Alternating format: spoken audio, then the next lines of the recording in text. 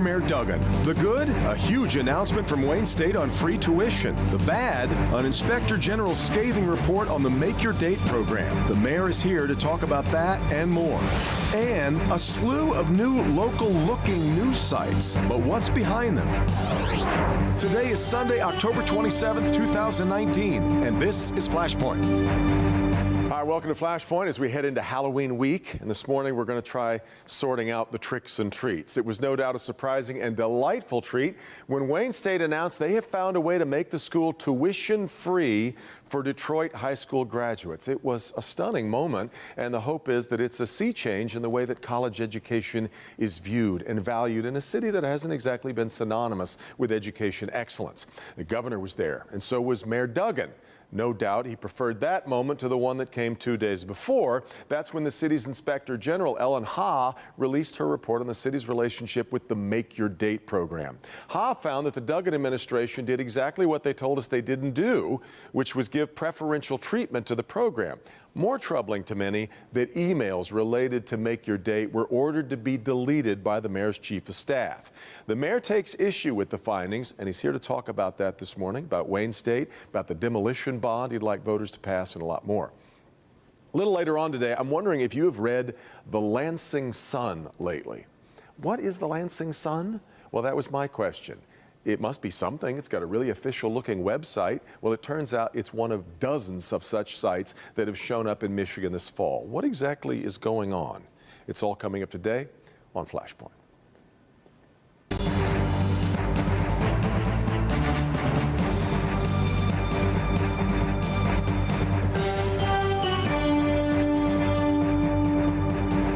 It was quite a week for Mayor Duggan. On Monday, he was hit with the report from the city's Inspector General that found quite a few problems with the way the administration dealt with the Make Your Date program, a program designed to help Detroit women get to full term with their pregnancies.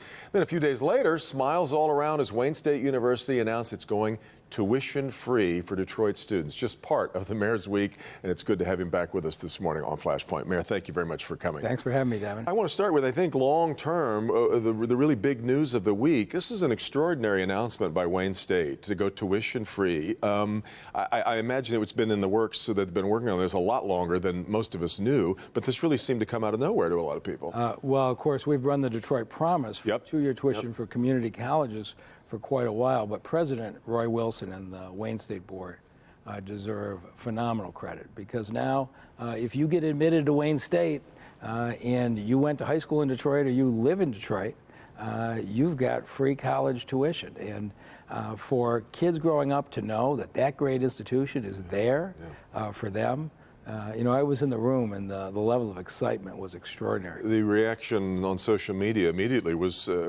people just were kind of stunned. There, of course, are always somebody ready to throw rocks at the nicest flower, and you heard from some going, well, I went to high school in Garden City. Why am I not eligible? Wayne State's a state university. Why is it just Detroit? Well, I would say if you like free tuition at Wayne State, you're welcome to move into the city. And I kind of thought that might be your take. And for anybody who's putting a house up for sale, they ought to put a sign on it that says, with this house comes 4-year free college tuition, which in some cases may be even more valuable than the house. I think it's going to be a huge boost for the city of Detroit, and the joy on the face. In fact, I walked out with 2 or 3 high school students who were going to call their parents right then to say, Mom and Dad, you're not going to have to pay my tuition. It's pretty powerful. It was a life-changing moment, no doubt. 2 days before that, as I mentioned, this report came out on the Make Your Date program. The Inspector General's report takes great issue with the way that your administration kind of conveyed all of this. For the longest time, you told us that there was no preferential treatment given to the program. Then the defense turned into, well, there really was no other program like this one. We had to go, which I buy. I can't imagine there were a whole lot of people working in that space, but that's not what we were told. Why not say at the beginning, of course we gave them preferential treatment. It's the only one around. This is no different. I said this in my first day to the city, my second stay to the city. So let's go back on what this program is. I ran Hutzel Hospital for 9 years, where we have hundreds of babies born 2 pounds or less. These babies can live in incubators for weeks at a time with tubes down their nose and mouth for feeding and breathing. And we have 2 floors up at Wayne State University, the single greatest preterm birth research center in the world. They've got $167 million in federal funding. They've got the National Institute of Health based there, the only place in the Midwest it is. And they've got a program that's cut preterm birth by 37%. I said, you are doing this world-breaking research in international journals. It isn't reaching the moms in Detroit. I haven't heard anybody take issue with the program, other than the fact that some pointed out that for whatever reason, infant mortality has gone up a little bit in Detroit since the program started. I'm not linking those two at all. But I haven't heard anybody take issue with the program. It was in the way that the administration dealt with giving the program a lot of preferential treatment. Again, I absolutely disagree that it was preferential. And you put a pretty negative connotation on the report. 6-month investigation, and the Office of Inspector General found we violated no ordinances, no policies, no rules, no conflict of interest provision, and no money misspent. Normally, a City of Detroit administration gets a 6-month investigation with no rules broken and no money misspent is a positive. Now, I don't think it's fair to characterize it as a clean bill of health, though, either. They recommended that, for one thing, that there be discipline on your chief of staff, Alexis Wiley, who, as a former reporter, frankly, should know better than to delete 200 pages of emails. So let's talk. The emails are a separate question. Okay. Okay. And that, to me, was a fair point to raise. And as so many cases, I knew when the deleted emails came up, it was going to be a bigger story than the basic one. But I've been to a number of events where moms have come up to me and said, I had 2 miscarriages, and I got in Make Your Date, and I had the educational support, and I delivered a healthy baby. My first baby was born at 28 weeks, and I was afraid to get pregnant again, and I went to Make Your Date and brought the baby to term. It has been a very successful program. There is nothing comparable to Wayne State. No issue with the program at all. I haven't heard that raised. And so the fact the report found no rules, no policies, no conflict of interest, as far as I'm concerned, I'm very proud of what Wayne State has done with Make Your Date. Now, the emails turned out to be a complicating factor that was, I just assumed would not have had to deal with, but you saw what happened, and this is the craziest thing. We had 2 junior level staff who were trying to help Wayne State raise money. Wayne State has got a philanthropy department that's 20 times bigger than Detroit's. They raise millions for scholarships, as you saw, to build buildings, for research.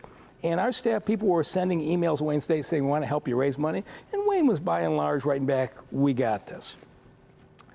When our folks decided to tell those junior staff people to delete the emails, they were worried about Bob Carmack, who at the time was running video boards on me, was following not just me but other people, was running airplane attacks not just on me but other people in the administration. And I think that Alexis and Ryan and Serene genuinely wanted nothing other than these 2 junior staff people not to have their names in the paper. And so you think they were trying to protect the junior staffers rather than trying to protect you? Isn't the more logical explanation they were? You have not wanted to talk about your private life about this. Did you read the OIG report? Yeah, I did. And Ellen Ha said that your private life was not an issue. She didn't look into that. But wasn't that the complicating factor in what they were trying to protect you from? The OIG report says that they were doing it to protect these junior staff. And Devin, we recovered the emails. They've been posted on the city website for 3 months. They don't really go away, that's right. But here's the beauty. You haven't seen, nothing in the OIG report said there was any problem in the emails. You haven't covered any problem in the emails. The emails are innocuous. No, but that's the old saying, Mayor, that the problem is never the problem. It's always the cover-up. When I heard about this, Dave Master, our CFO, and I said, oh, great, this email thing where these 2 junior staff can't possibly have anything. The emails don't mention Alexis. They don't mention me. It was a mistake to tell them to do it. As soon as we found out about it, we got them recovered. But I'd encourage your viewers, go to DetroitMI.gov and check the recovered emails. You can read every one of the emails for yourself, and when you read them, there was no motive for anybody to delete these. Which is all the more stunning that they were deleted. But I agree with you. Did you consider relieving Alexis Wiley of her duties at all? Of her duties for what? So because she deleted emails, which is against policy. It is not against policy. You can't delete public record emails. The OIG found that Alexis Wiley, after 6 months, not one finding she violated any policy, any rule, any law, FOIA. She did not find. And yet they recommended discipline for her. Which isn't that interesting? How can you complete a report where you don't find they violated a single rule? And here's the difference, Devin, and you understand the law. I used to be the Wayne County's FOIA and record retention attorney. If Governing Magazine writes to our HR director today and says, I'd like to sell you a subscription, I think it'd be good for management. Doesn't matter whether it comes in the mail or email. If our HR director doesn't want it, they can throw it out. Nobody's ever considered that a public document. That's right. No, but if Devin Skillion the next day says, I'm doing an investigation of Governing Magazine and sends a FOIA on correspondence, the moment we get that FOIA, it's a public document and it is not legal to dispose of it. And what happened here was nothing was disposed of after the FOIA. So I agree with you. It was bad judgment. And we are doing retraining for Alexis and Ryan and the like, but when you don't find a single rule they broke, I don't understand where you come off demanding discipline. I want to make sure we get to a number of other issues. The demolition bond that you're urging the council to put before voters now, $250 million. I think a lot of people have seen, you've had almost 20,000 structures torn down, which is great, but it's also there've been a lot of problems, a lot of fits and starts with everything from filled dirt to asbestos to we've had a guilty plea to accepting a bribe on the bids. How do you convince Detroiters that you've got all this figured out now and that this $250 million is well spent? So let's start with this. One low-level staff person that we fired 2 years ago took the guilty plea. And the feds have indicated they expect no other charges against any other public official. So let's not overstate this. There is such a disconnect. I wish the reporters who write about this for 1 week had to live in a house next to an abandoned building in Detroit. Because when I'm in the neighborhoods, I'm afraid to go to sleep at night because that house is going to catch fire and spread to my house. Last week, we had 4 police officers injured in an abandoned building in a fire. We've had 3 women killed by a serial killer in these abandoned houses. And the feds, Treasury appropriately suspended our funding more than 3 years ago. We put in a whole new process in the summer. You said at the time you felt like you guys got in too much of a hurry. The Treasury was right. We needed to clean up the process in the summer of 16. For the last 3 years, the $265 million in federal money has flowed uninterrupted without a single complaint on the part of our regulators. And we have taken down 20,000 homes, but I'm more proud of the fact we've had 9,000 vacant homes that have been sold and moved families in. Because when you knock down the 2 burned out houses, the solid brick house somebody will move into. Here's your question. 20,000 are down, 18,000 or so are still to go. What do you say to the folks living in the other 18,000? Sorry, you don't get your neighborhood taken care of? Or do we have an obligation to get rid of blight in every single neighborhood? And I absolutely believe that within 5 years, there will be no blight in the city of Detroit. We're halfway there. And if this goes on the ballot, I have no doubt from the reaction I'm getting, the voters in the city are anxious to do it. I want to get to a couple other things. We've got this debate over facial recognition technology. It has blown up we've got members of Congress now weighing in on what should be going on in the city of Detroit, a battle with the police chief. Where do you stand on this technology? I think what the Board of Police Commissioners did was great, and President Obama's director of civil rights in the Justice Department was just here and said that she believes the Detroit Board of Police Commissioners policy will become the standard for the nation. I have never seen a story more misreported in the media than this one. At no point have we ever used moving images for facial recognition to see where you're going or anything like that. And it's not good enough to do that. And I've been against. I don't know that I've gotten the sense that people think that's already you think that that's how it's being reported? That's already happening? That's what people have been scared of. Sure. But as I know you understand, the only way facial recognition works today is if we got a straight-on shot to compare it to a straight-on shot. And even then, Caucasians are matched at a higher rate than people of color. But if there's any movement at all, it's meaningless. The only time we've used it is we've got a shot. A lot of times now it's these Ring doorbells of the straight-on picture of the person who broke into your house. Every week, we yes. run it against the pictures in the mug book, and the reporter come back, here's 5 faces that look similar. And then the police proceed to say, are any of these likely to be suspects? In some cases, we've gone to people's Facebook pages and found a picture of them sitting on the getaway car on their own Facebook page. That's pretty, if you got shot, you'd want the police to do that. But I don't think facial recognition should be used for surveillance. I'm against it. And the Board of Police Commissioners passed a policy that says that any member of the Detroit Police Department who uses it off of videos will be terminated, and I think that's right. I assume you and the chief have had private discussions and conversations about this? The chief and I are 100% in sync. Here's where the problem has come in. We need to put cameras at intersections because this year we're going to have between 200 and 300 drive-by shootings where somebody has identified the car. It's a red Jeep Grand Cherokee at 1:20 a.m. But they aren't standing there writing down the license plate when guns are shooting. We want the ability, when you hit the half-mile road, to have a camera there so we can get a license plate, we can get a dent on the side of it, we can get identifying features.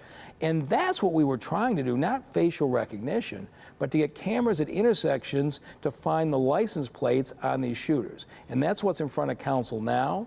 And I think some people who oppose that intentionally conflated the two issues. I got very little time left, but I wanted to give you a chance to weigh in also, lastly, on the Airbnb issue. It's getting harder and harder, and this has been bandied around, it's still going on council, to understand the city's policy on Airbnbs.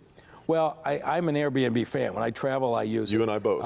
And I think Janae Ayers is heading the right direction because here's our problem. We've had some folks in neighborhoods buy a house they never moved into and turn it into a 365-day-a-year hotel in the middle of a neighborhood. That's not right.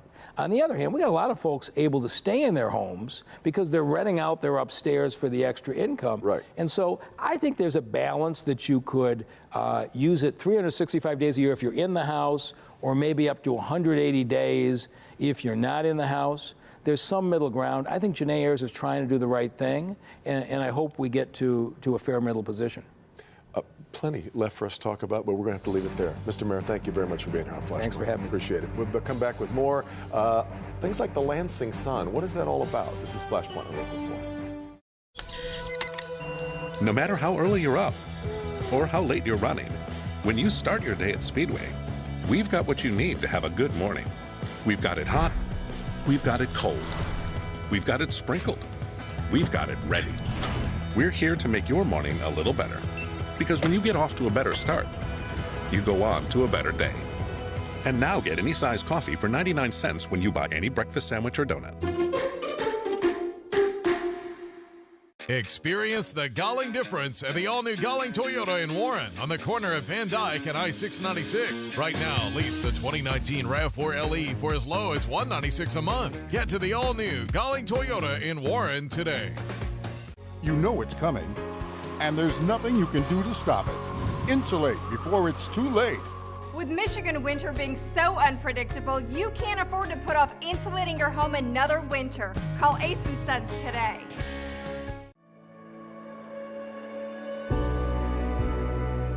Delta Dental of Michigan is building brighter futures in Metro Detroit by supporting teachers, by investing in neighborhoods, by giving back day in and day out so we can all enjoy healthy, smart, vibrant communities. Learn about Delta Dental of Michigan and the work we're doing in your neighborhood at deltadentalmi.com.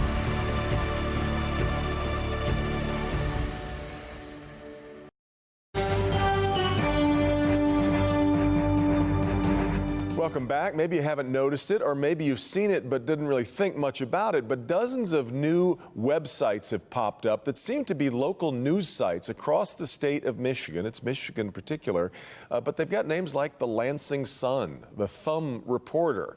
What are they? What's going on here? Well, we're joined right now by Matt Grossman, who's the director of the Institute for Public Policy and Social Research at Michigan State University, and Matt is joining us by Skype. Matt, this is really interesting to look at these sites. They all kind of look like small-town local newspaper sites, but there's more to it than that, isn't there? Well, I first ran across these on my personal Facebook feed. There was a story advertising the fact that we had plenty of money for the roads in Michigan, and that seemed like an odd message given our political debate. And it was from something called the Lansing Sun, so I clicked on it to find out who they were and what this source was about. And it turned out to be mostly conservative opinion journalism with a few things added, like local government press releases, to make it look a little more localized. But there was, 37, I think, different outlets across Michigan, which all had this very similar content. It's interesting, as you start clicking around on them, they've got sections just the way that a newspaper would, like local and government and things like that. There's very few actual stories when you start digging into it. But it's interesting, Matt, because I don't think you can actually characterize it as fake news, right? These are things that have really happened. That's right. There weren't any conspiracy theories. There weren't any explicitly false information. There was a lot of data based on things like state spending patterns. So it wasn't false information. It was just clearly from a conservative perspective. It would, for example, quote the Mackinac Center as the main source, or quote only Republican legislators in a story. So it was clearly from a political perspective, but not at all false or or conspiracy. Yeah, a lot of these you have traced back to a group called, not a lot of these, all these, I believe you've traced back to a group called Metrics Media. What do we know about them? Well, we don't know much. The reporters that have tried to follow up haven't gotten much of a response. I do know, though, that since there's been publicity around the sites, they have changed them. For example, when I first looked, there was nothing on the About Us page, but now it's been filled in with some information, which, you could read between the lines that it would be a kind of a conservative outlet. They say things like we're representing underrepresented voices like small business owners. So a little bit more information about where they come from. There's also, you can also see who wrote individual stories. And so I was able to find a couple of the writers. None of them, at least the ones that I clicked on, were in Michigan. So they seem to be coming from out of state, but had written for other conservative publications. Well, that's why all of this looks to me to be so savvy. If you were to start the Matt Grossman report, it would look very much like, I guess, your opinion or your collation of the day's news. But the Lansing Sun, for example, looks like a legitimate news source if you're somebody in Traverse City, maybe, reading what's going on. Well, and especially in an era in which there's there's less local news reporting overall. So even on the actual local newspaper site, there's a lot of national stories and a lot of content that's kind of created automatically about sports and weather. And so it may be harder for people to tell the difference now between a local news outlet and one from a national political perspective. Well, we know that in the last round of back in 2016, Michigan was among the most when it came to the most impressions that we saw from phony news and all kinds of planted stories that we saw, this particularly with the influence of, I guess I'll go back to Russian bots and everything that was trying to influence the 2016 election. As we try to create more sophisticated, savvy thinking voters in Michigan, what would your advice be as you try and wade your way through the stuff that is, again, not completely fake, but not exactly collated in the way that you and I might collate our news? Yeah, in addition to that, foreign interference, we also just have the rise of ideological media on Facebook. Sure. Including a lot of conservative sites that had kind of generic names, Independent Journalism Review, things like that. And so it may not be that you need to kind of have a local name to succeed in advertising stories on Facebook, but they seem to have gone to a pretty big extent to try to make it look like a national or, a local news outlet. In terms of what consumers can do, obviously you want to check the story itself to see if they're quoting sources only from one side or the other in a political context. You can look at the author. What else have they written? Are they local? Do they come from a particular perspective? You can also just keep in mind that a lot of people say I got this news on Facebook or on the internet. You have to look to what the actual initial source of that information is, rather than just kind of relying on your social media feed to filter that for you. Well, and I'm going to believe that awareness that this is out there is going to be pretty helpful too. And thanks for bringing it to a lot of people's attention. Matt, very good to talk to you. Thanks for being here. Thank you. You bet. We'll wrap things up on Flashpoint right after this.